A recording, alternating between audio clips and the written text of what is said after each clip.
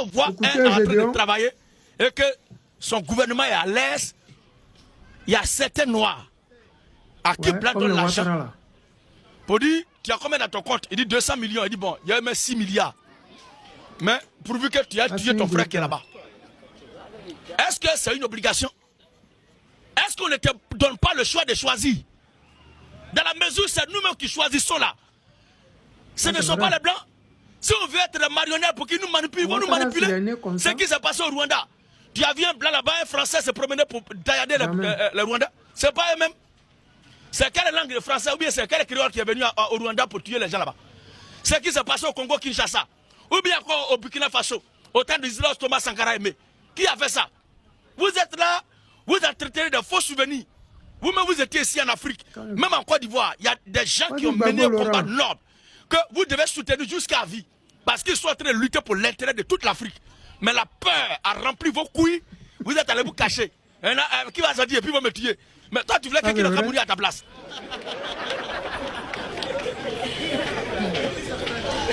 Amen. Vous allez venir, vous allez là. Ces ménages, ils ont pris conscience. Ces ménages, ils ont rendu compte que le guide président Laurent Gbagbo a mené un combat noble. Ces ménages, ils se rendent compte que la lutte que nous menions au temps du président Laurent Gbagbo, ce n'était pas contre les étrangers, mais c'était pour notre souveraineté. Aujourd'hui, regardez le Mali, pour ne pas dire l'AES. Regardez les Burkinabés qui sont attaqués de partout par les terreaux. C'est triste. Parce que le Burkina Faso n'est pas un pays musulman pour qu'on dise que les terreaux vont venir les attaquer. Mais nous savons qui sont les terreaux. En Côte d'Ivoire, à l'époque, nos terreaux là, c'était les Alassane Draman Ouattara, les Soro Guillaume, aujourd'hui qui se promènent partout pour chercher où est l'arbre que le guide président Laurent Gbagbo aurait planté au Ghana.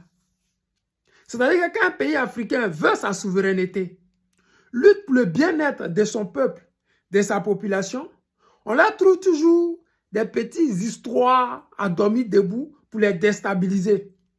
On trouvera toujours des marionnettes à qui on va donner de l'argent pour déstabiliser ces dirigeants-là.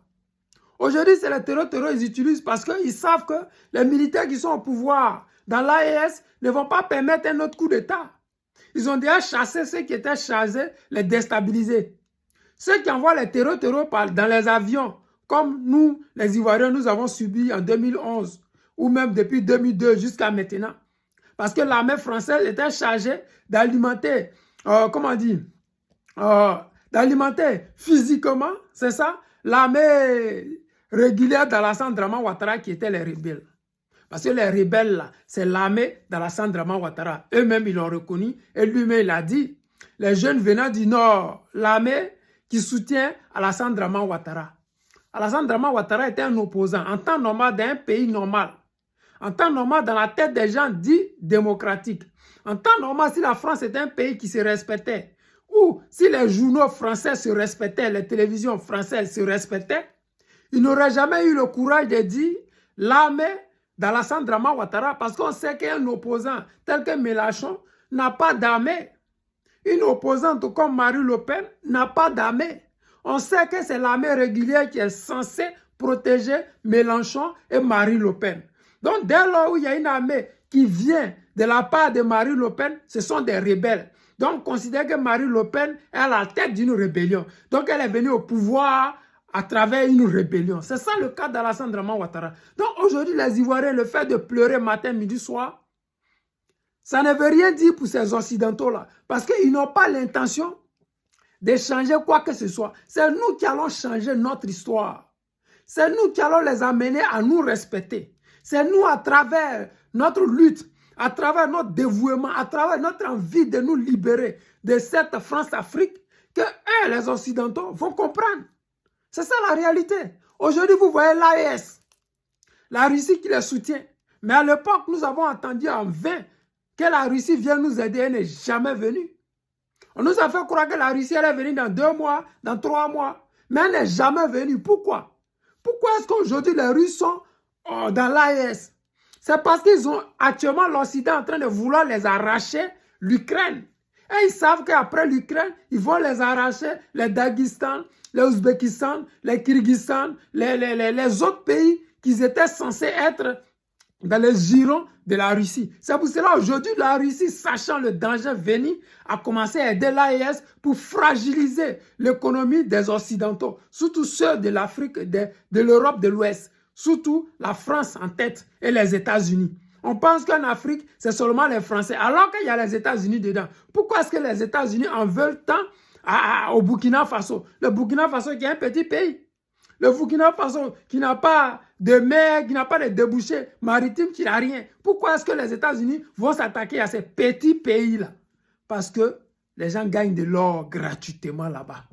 Pour qu'eux vivent dans l'opulence, comme nous voyons ici là. Ils ont besoin de petits pays comme le nôtre là. Ils volent nos richesses et puis ils se jouent les dangereux sur notre dos. Je voulais encore dire à ces Africains-là, ces gens-là, ils ne lasseront jamais l'affaire. C'est comme ça, nous là, notre génération, nous devons leur démontrer que nous aussi, on ne va jamais lasser cette affaire-là. On ne va pas laisser, ni aujourd'hui, ni demain. Donc je dis encore merci à l'AES. Et je dis toujours merci à nos ancêtres de toujours prendre soin du guide président Laurent Gbagbo qui donne la force aux Africains de mener ce combat. Ils se disent, si Gbagbo est encore en vie, s'il est encore sur pied, s'il continue de mener cette lutte-là, c'est que nous qui sommes cette nouvelle génération, qui nous appelons les Traoré Ibrahim, les Assimi Goïta, les Tiani, les présidents Lota et tous les autres là, nous pouvons y arriver. C'est pour cela, matin, minuit, soir, vous nous voyez devant vous, en train de vouloir vous donner des conseils, en train de vouloir vous dire que ne baissez pas les bras, en train de vouloir vous dire que étudiez, parce que c'est à travers les études, c'est dans ces études-là que vous connaissez la vérité, parce que nos parents, ils ont été instrumentalisés. Regardez nos parents du nord de la Côte d'Ivoire. C'est des analphabètes haut niveau. Les quelques-uns qui ont étudié, quand ils vont voir leurs parents, ils les mentent au haut niveau. Et eux aussi, bêtement, ils suivent. Ils n'ont pas le choix. Ils ne savent pas ce qui veut dire gouverner parce qu'il n'y a pas de royauté chez eux. Ils ne connaissent pas la sagesse parce qu'ils ne connaissent pas ce qui veut dire diriger. C'est pour cela que quand vous voyez les RDA, ils sont au pouvoir. Tout ce qu'ils font, ce sont les vols, les détournements. Parce que ce qu'ils connaissent là, c'est le commerce. Ils ne savent pas, ils ne connaissent pas. Les amis, c'est le président Lota, l'ami des dirigeants qui se respectent. Je vous aime et je vous dis à tout à l'heure.